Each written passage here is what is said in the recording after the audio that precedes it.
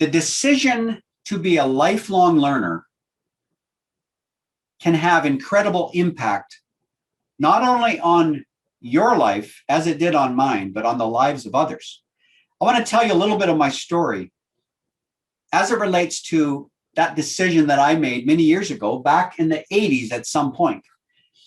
And I want to tell this story as a way to inspire you and to challenge you to continue that quest for learning, that ongoing journey of never being finished learning something from someone, from somewhere, to be able to use that understanding and that knowledge to actually help people.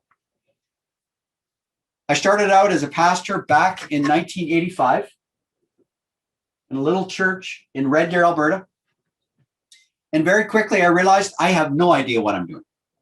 Yes, I went to Bible school and seminary, but that didn't equip me and prepare me to be a pastor, not entirely. So I found mentors, I read books, I went to training events. I was learning just in time to do the work that I was doing. And then God called me to come to BC in 1989.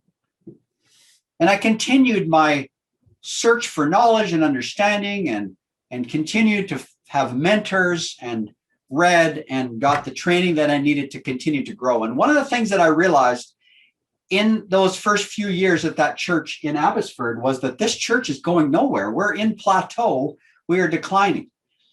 So I found someone that knew something about how do you do something about that. So I paired up with somebody who really became a mentor and a colleague and a partner with me, and we relaunched that church as a brand new church in 94.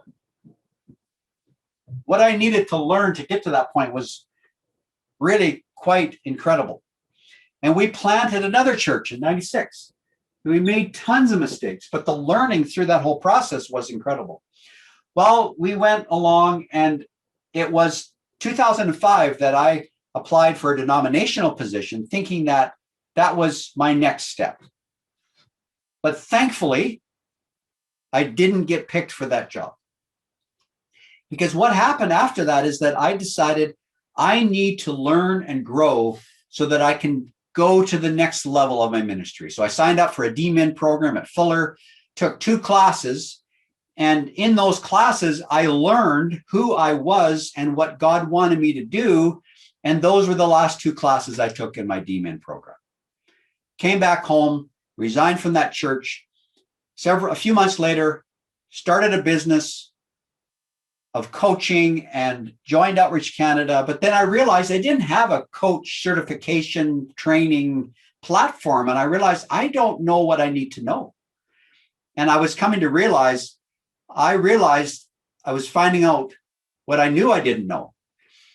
Took that training, became a coach, certified coach, continued on with Outreach Canada, and started to work in the transitional leadership ministry, learning to coach and train. And all that was just nonstop learning from people and books and workshops and so on. And then 2011 hit. That's when we had our motorcycle accident.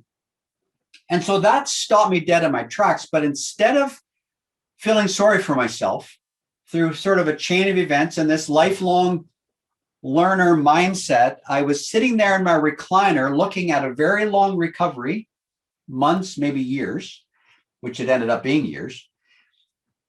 I felt like I am not going to waste this opportunity. And I turned that trial university into a place to learn and grow. And in that recliner, I took courses online, watched videos, learned how to write, learned how to self-publish, wrote Between Pastors with Alan Simpson's help, self-published that book, worked on my other book, my Detour Story, that eventually I published.